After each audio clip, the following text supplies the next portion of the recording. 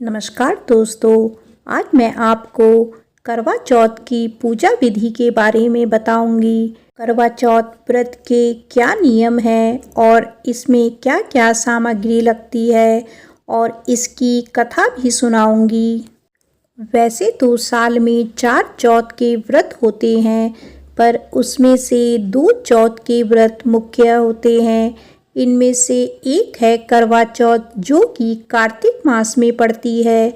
इस वर्ष यानी साल 2024 में करवा चौथ का व्रत रविवार के दिन 20 अक्टूबर 2024 को है। इस व्रत में सभी महिलाओं को 16 श्रृंगार अवश्य करने होते हैं, क्योंकि ये व्रत पति की लंबी आयु के लिए किया जाता है। ये व्रत निर्जला उपवास होता है, जिसमें पानी भी नहीं पिया जाता। ये कार्तिक मास की कृष्ण पक्ष की चतुर्थी तिथि को पूजा की जाती है। इसमें करवा माता के साथ गणेश जी की पूजा की जाती है। आइए जानते हैं करवा चौथ की पूजा विधि के बारे में। करवा चौथ के एक दिन पहले आप मेहंदी जरूर लगा लें। सुबह ब्रह्म मुहूर्त में स्नान आदि कर लें और स्नान करके लाल वस्त्र धारण कर लें। वस्त्र धारण करने के पश्चात 16 श्रृंगार कर लें। इसके बाद अपने 7 हाथों से मंदिर की दीवार पर गेरू से करवा माता का चित्र बना लें, या फिर बाजार से मिलने वाली करवा माता का चित्र का उपयोग भी आप कर सकते हैं। माता के चित्र पर आप चुनरी भी उड़ा सकते हैं। उसके बाद एक मिट्टी का करवा लेंगे और उस करवे के गले में 3 बार मोली घुमाकर बांध देंगे और उसे सरई से ढक देंगे। करवे में पानी भरने के बाद उसके ऊपर 3 बिंदियां रोली से करवे पर लगा देंगे और माता के एक तरफ रख देंगे। अब एक गिलास में चावल भरकर उस गिलास को भी मोली से बांध लें। यदि आपके पास गेहूं नहीं है तो आप चावल का उपयोग कर सकते हैं। उन गेहूं में अपनी इच्छा से 50 रुपये या 10 रुपये रख सकते हैं।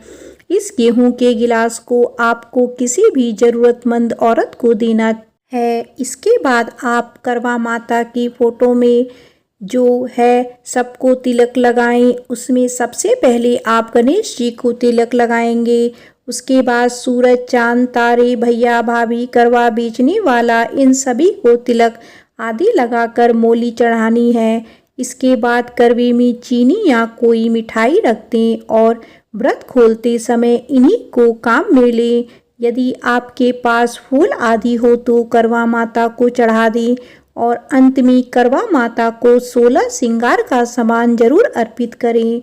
इसमें से कुछ सामान आप खुद उपयोग कर सकते हैं और कुछ किसी को दान भी दे सकते हैं।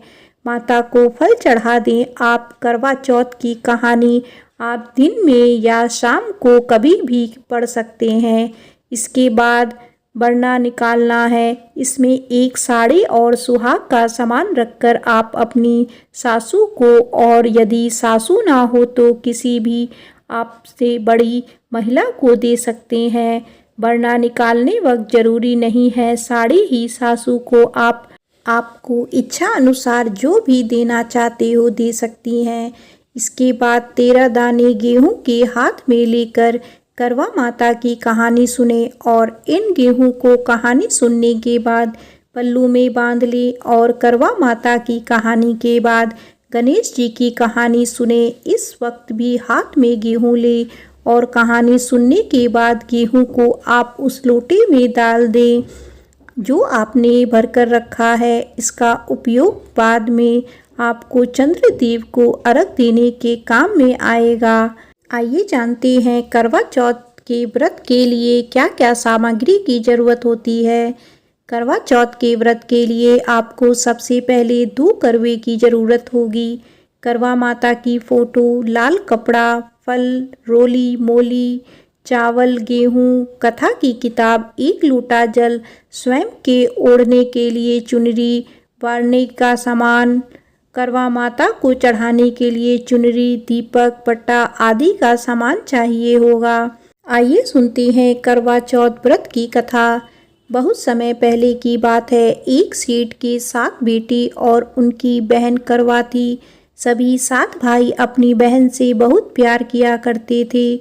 उनमें इतना प्रेम था कि वो सबसे पहले अपनी बहन को खाना खिलाते और बाद में खुद खाना खाते। उनकी बहन करवा की शादी हो गई और शादी के कुछ समय बाद वे अपने मायके में रहने लगी। शाम को जब भाई घर आते तो उन्होंने देखा कि उनकी बहन कुछ ठीक नहीं है। सभी भाई खाना खाने बैठ गए और खाने के पर बैठने ही उन्होंने अपनी बहन से खाना खाने को कहा। इस पर बहन बोली कि आज मेरा करवा चौथ का निर्जला व्रत है और मैं चांद को अर्घ देकर ही खाना खाऊंगी।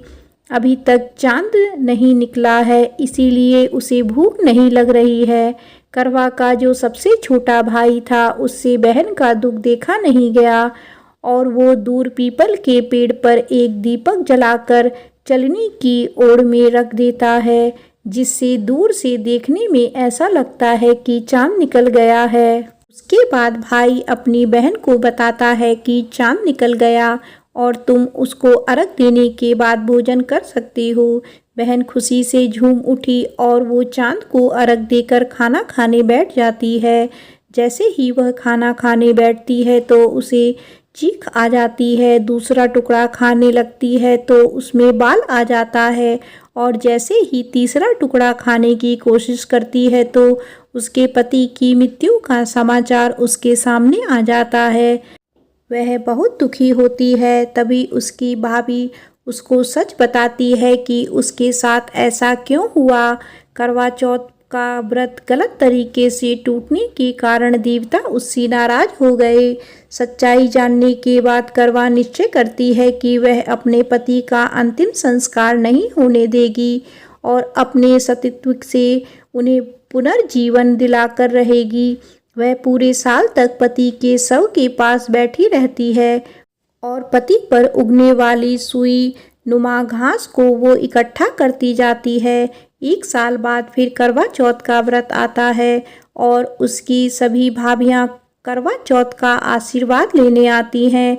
तो वे सभी कहती हैं कि यम सुई ले लो और प्रिय सुई दे दो, मुझे भी अपने जैसा सुहागन बना दो।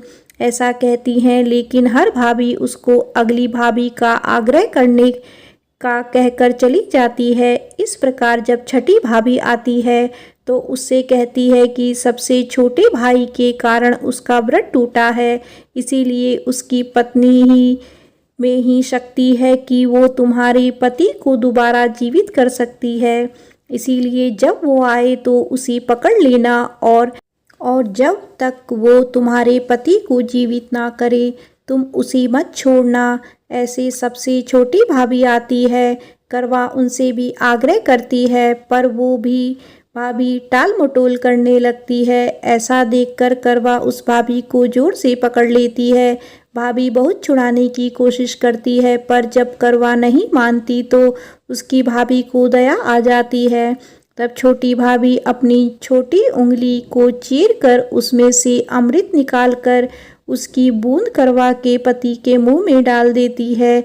करवा का पति तुरंत ही श्री गणेश कहता हुआ उठ बैठता है। इस प्रकार भगवान की कृपा से करवा को उसका सुहाग वापस मिल जाता है। ये थी करवा चौथ व्रत की कथा। करवा चौथ व्रत की कथा सुनने के बाद गणेश जी की कथा जरूर सुने, सभी पूजन संपूर्ण मानी जाती है। आइए सुनते हैं करवा चौथ की कथा के बाद गणेश जी और बुढ़िया की कथा। एक बार गणेश जी अपने दोनों हाथों में 2 कटोरी लिए पृथ्वी पर भ्रमण कर रहे थे। एक कटोरी में दूध तो वहीं दूसरी कटोरी में कच्चे चावल थे। गणेश जी के एक हाथ में जो कटोरियां थी उनका आकार बहुत छोटा था, लिहाजा दूध और चावल बहुत ही कम थे। गणेश जी ने पृथ्वी पर घूमते घूमते कई लोगों से खीर बनाने का आग्रह किया, लेकिन सभी ने मना कर दिया क्योंकि मात्र 1 मुट्ठी चावल और जरा से दूध में खीर बनाना संभव नहीं था। तभी श्री गणेश एक बुढ़िया यानी कि बूढ़ी अम्मा के दरवाजे पर पहुँचे और उनसे प्रार्थना करने लगे कि वह खीर बना दे। बूढ़ी अम्मा मान गई और गणेश जी से दोनों कटोरी मांगने लगी। तब गणेश जी ने बूढ़ी अम्मा से एक भगोना लाने को कहा। जब अम्मा ने कारण पूछा तो उन्होंने बोला कि इन दोनों कटोरी में मौजूद दूध और चावल से भगोने में खाली करना है ताकि भगोना भरकर खीर बन सके और गांव में बंट सके। बूढ़ी अम्मा चौंक गई और बोली कि यह तो संभव नहीं है कि जरा से दूध और चावल से भगोना भर जाए। लेकिन गणेश जी के कहने पर वह भगोना ले आई और उसमें चावल और दूध डाल दिया। इसके बाद भगोना चावल और दूध से भर गया, जिसे देखकर बूढ़ी अम्मा चौंक गई। उन्होंने खीर बनाना शुरू किया। बूढ़ी अम्मा खीर बनाकर बाहर गांव वालों को बुलाने के लिए जाने लगी और गणेश जी से बोली कि आप स्नान कर लीजिए, इसके बाद आपको भोग लगाकर ही गांव में खीर बांटूंगी। गणेश जी ने स्नान करने के लिए चले गए और बूढ़ी अम्मा गांव वालों को बुलाने के लिए बाहर चली गई। तभी उनकी बहू आई। बूढ़ी अम्मा की बहू गर्भवती थी। खीर देखकर उसका मन ललचा गया और उसने थोड़ी सी खीर खा ली। इसके बाद जब गणेश जी स्नान करके आए तब तक अम्मा भी आ चुकी थी और उन्होंने गणेश जी को भोग लगाने के लिए खीर निकालना शुरू किया। तब गणेश जी ने भोग पाने से मना कर दिया। अम्मा ने कारण पूछा तो उन्होंने बताया कि माई, खीर का भोग तो पहले ही लग चुका है। गणेश जी ने बताया कि खीर किसी और ने नहीं बल्कि उनकी बहू ने खाई है। यह जान अम्मा दुखी हो गई और बहू को उदास मन से देखने लगी। तब श्री गणेश ने उन्हें समझाया कि खीर नवजात बालक ने खाई है। गर्भ में पल रहे बालक या गर्भवती माँ द्वारा खीर खा लेने से एक प्रकार से भोग गणेश जी को ही लगा है, क्योंकि गर्भवती महिला या गर्भ में पल रहा बालक सबसे शुद्ध और पवित्र माने जाते हैं।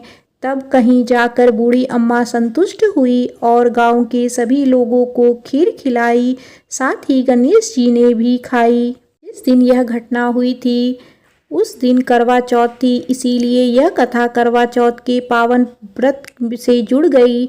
यही कारण है कि करवा चौथ के दिन गर्भवती महिलाएं द्वारा भोजन करना वर्जित नहीं माना गया है, बल्कि इसे एक प्रकार से भगवान का भोग लगाने के समान माना गया है। अगर आप भी इस साल करवा चौथ का व्रत रख रहे हैं तो गणेश जी और बुढ़िया से जुड़ी यह कथा अवश्य पढ़ें। बोलिए करवा माता की जय, गणेश भगवान की जय।